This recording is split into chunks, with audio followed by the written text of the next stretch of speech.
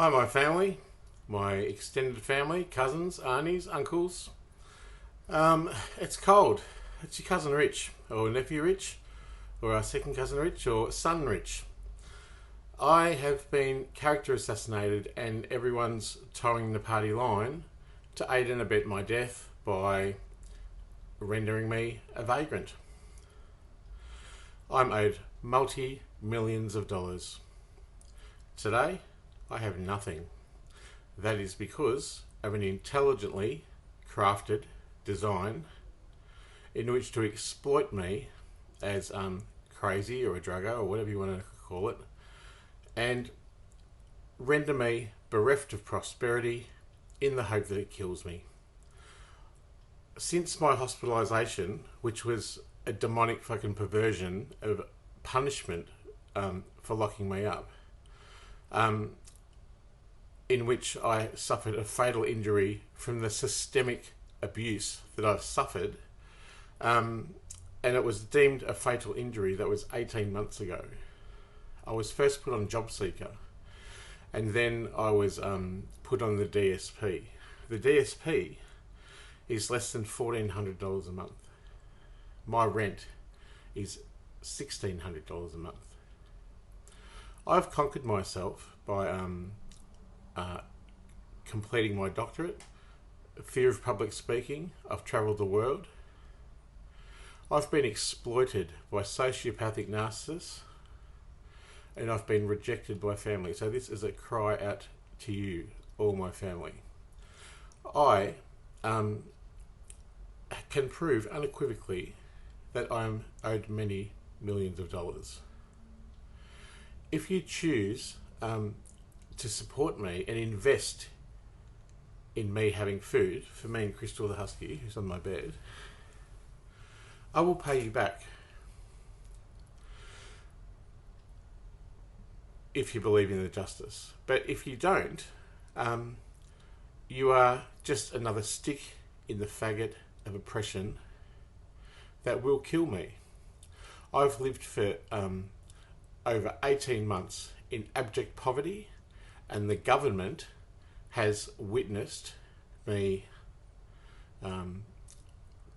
self-destruct, literally burn. It's systemic, it's endemic, and it exploits already existing prejudices of either I'm mentally ill or I'm on drugs or whatever, I'm gay, whatever you want to call it. And every one of my family members has bought into that. I have taken drugs because I have ADHD as part of my diagnosis, and on dexamphetamine, I did a master's degree, a doctorate, and ran my own business for 2 years. They have now taken away that medication, and I've self-medicated. Now, I just want to say that this abhorrent victimisation is vile, and it's pointed on me. It's systemic.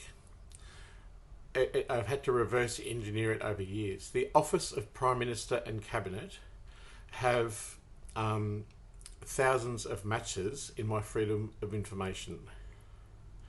They refuse to release it. That would easily undo my former relationship with Steve, who everyone thinks he looked after me. I look after me. That was a toxic, sociopathic, narcissistic, poisonous sufferance that I had to endure.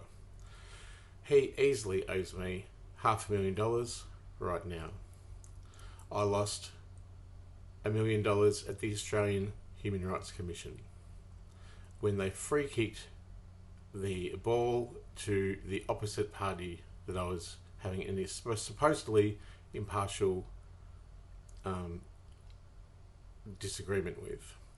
Now, I also have been banned from AFCA, Australian Financial Complaints Authority. They have delayed, deferred, denied all of my financial determinations, of which there were many, and watched as I became a vagrant, and then the vultures circled in with their prejudice and their hate and identified me as mad and delusional when it is actually absolutely real. You are all witnessing the crucifixion, or you've already witnessed the crucifixion of a man who has worked for 20 years in the public space advocating for people more marginalised than themselves. I've spoken, as you all know, from Montreal to Parliament to Dubbo to thousands of times in Melbourne, Victoria, all over the place, Sydney, everywhere. I've proven beyond reasonable about my worth, and I've proven beyond reasonable about my intelligence.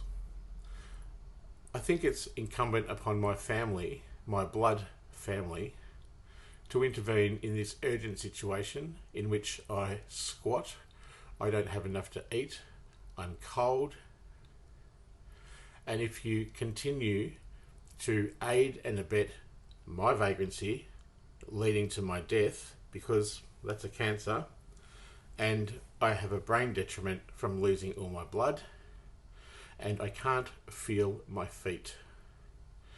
Now, the government, seeing Dan Andrews won't intervene, seeing the Attorney General won't intervene, seeing I'm owed my work cover compensation, which the NDIS Minister, now Bill Shorten, refuses to intervene.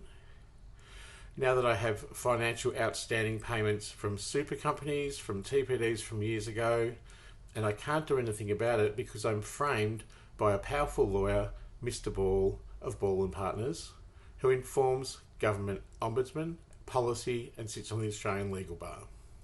That was due to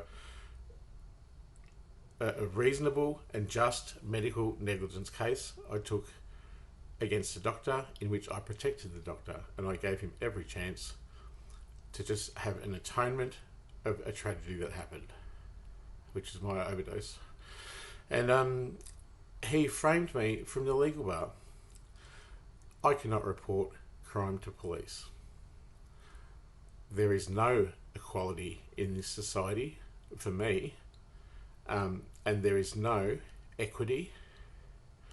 All I get is the shallow hand of judgment from the other human monkeys on the planet, and I'm also a human monkey on the planet.